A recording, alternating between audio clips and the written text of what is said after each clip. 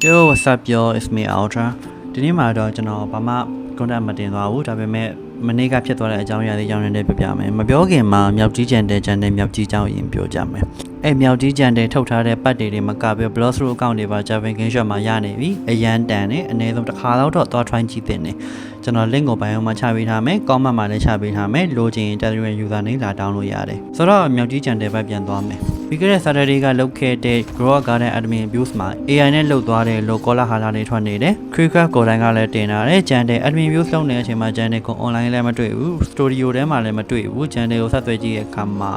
AI တန်ကြားတယ်လို့လည်းပြောသွားတယ် What's up Greek ဆိုတော့မြောက်ကြီးကျန်တဲ့ကဘယ်လိုပြန်ပြီး response လုပ်လိုက်လဲဆိုတော့ And maybe I didn't do the admin abuse. Maybe I was AI. Because maybe you're right. Maybe I wasn't in game. AI ဟုတ်ချင်လဲဟုတ်မယ်မဟုတ်ချင်လဲမဟုတ်ဘူးဆိုပြီးပြောသွားတာကြီးတကယ်ဒါတက်ကြီးမျက်နှာပြောင်တိုက်သွားတာ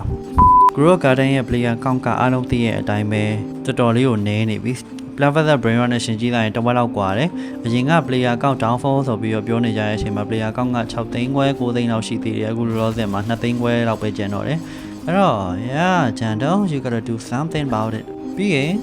မနေ့ကဖြစ်သွားတဲ့ဟာမနေ့ကဖြစ်သွားတာကွာဒီ American က American ကဒီကွန်ပျူတာတွေ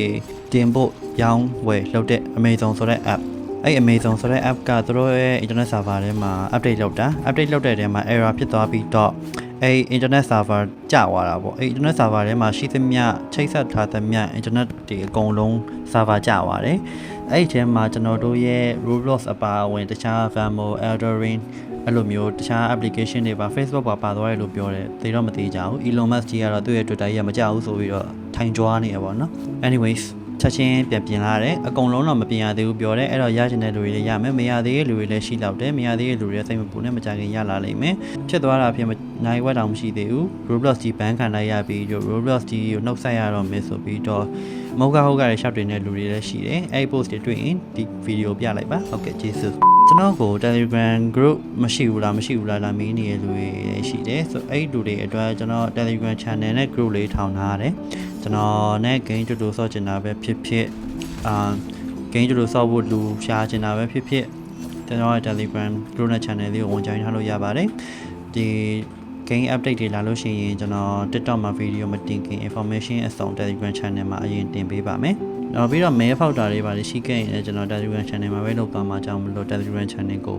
join ထားကြပါလိုချင်ကျွန်တော် CB ကနေပြီးတော့ link လာ download ရပါတယ်အားရင်အားသလိုကျွန်တော်စာရေးပြန်ပေးပါမယ်So yeah ဒါပါပဲ bye bye guys